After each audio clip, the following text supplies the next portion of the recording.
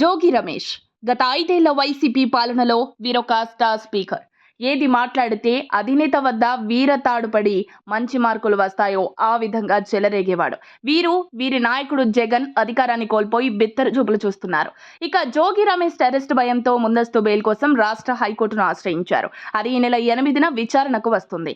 అసలు ఈ జోగి రమేష్ ఎవరు, అధికారంలో ఉన్నప్పుడు ఏం చేశారు, ఎందుకు ముందస్తు బెయిల్ కోసం కోర్టుకు వెళ్లారో వివరాల్లోకి వెళదాం. 2009లో పెడన నుంచి కాంగ్రెస్ ఎమ్మెల్యే, 2019లో వైసీపీ ఎమ్మెల్యేగా గెలిచారు. జగన్ రెడ్డి పాలనలో 2 ఏళ్ల కాలం మంత్రిగా పనిచేశారు. జగన్ రెడ్డి అండతో జోగి చెలరేగి మాట్లాడేవారు. శాంపుల్గా 11 నెలల క్రితం ఎవడాడు పవన్ కళ్యాణ్ అనేవాడు ఒక పిచ్చి కుక్క. ఏమయ్యా పవన్ కళ్యాణ్, ఎన్ని పెళ్లాలను మార్చినట్లు ఎన్ని పార్టీలు మార్చావురా?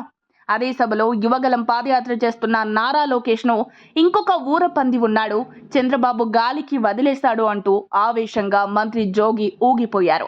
ఇదంతా అప్పుడు సీఎంగా ఉన్న జగన్ రెడ్డి సమక్షంలో, అది ఒక ప్రభుత్వ కార్యక్రమంలో ఆయన ముసిముసి నవ్వులు చిందిస్తుండగా జరిగింది. ఇక సీన్ కట్ చేస్తే గత 2024 ఎన్నికల్లో నియోజకవర్గం మార్చి పెనమలూరు నుంచి బోడే ప్రసాద్ పై 59,000 ఓట్ల తేడాతో ఘోర పరాజయం మూట కట్టుకున్నారు. పోలింగ్ రోజు పెనమలూరు పోరంకిలో గొడవలు సృష్టించే ప్రయత్నం చేశారు. వైసీపీ అధికారంలో ఉన్న గత 5 ఏళ్లలో ఆయన చేసిన దాడులు, అక్రమాలు, భూదందాలు ఒక్కొక్కటిగా వెలుగులోకి వస్తున్నాయి. నిజానికి మాజీ సీఎం జగన్మోహన్ రెడ్డి పాలన మొత్తంగా అరాచకంగానే సాగింది. ప్రజాస్వామ్యబద్ధంగా సాధించిన అధికారాన్ని తమ స్వంత ప్రయోజనాల కోసం వాడుకుంటూ ప్రభుత్వ యంత్రాంగాన్ని తమ రాజకీయ ప్రత్యర్థులను అణిచివేసేందుకు ఉపయోగించినప్పుడు అరాచకం ఏర్పడుతుంది. ఇదే కదా జగన్ రెడ్డి పాలనలో జరిగింది. ఇప్పుడు జోగి రమేష్ ను కర్మఫలం వెంటాడుతోంది. 17 సెప్టెంబర్ 2021 ఆ రోజున ఉండవల్లిలో ఉన్న చంద్రబాబు గృహం వద్దకు జోగి రమేష్ పదుల సంఖ్యలో వైసీపీ కార్యకర్తలు గుండాలతో వచ్చి అక్కడి బారికేడ్లను తోసుకొని ఇంటి గేటు వద్ద ఉన్న తెదేపా నేతలతో ఘర్షణకు దిగారు. పోలీసులు స్వల్ప లాఠీచార్జ్ కూడా చేశారు.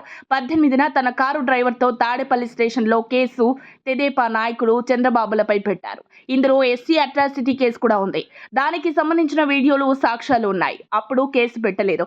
ఇప్పుడు ఈ పెడన పుడ్డింగ్ పై కేసు రిజిస్టర్ అవడంతో జోగి రమేష్ కు వణుకు పుట్టింది. ఇప్పటికే 2 వైసీపీ మాజీ ఎమ్మెల్యేలు జైలు ఊచలు లెక్కిస్తున్నారు. ఇది కాకుండా తెదేపా ఆఫీస్ పై జరిగిన దాడి, అగ్రిగోల్డ్ భూ కుంభకోణం, ఇంకా తన ప్రభుత్వ శాఖలో అడ్డంగా చేసిన అవినీతి వెలుగులోకి రాకమునిపై ఈ కేసులో ఆయన ముందస్తు బెయిల్ కు అప్లై చేసుకున్నారు. రానున్న రోజుల్లో ఈ నోటి దురుసు మాజీ మంత్రి జైలు ఊచలు లెక్కిస్తారో లేదో ఈ వారంలోనే తేలనుంది. మరిన్ని అప్డేట్స్ కోసం మా కాయ్ టీవీని సబ్స్క్రైబ్ చేసుకోండి. మా వీడియో కనుక మీకు నచ్చినట్లయితే లైక్ చేయండి, షేర్ చేయండి. మీ విలువైన అభిప్రాయాలను కామెంట్ బాక్స్లో తెలియజేయండి.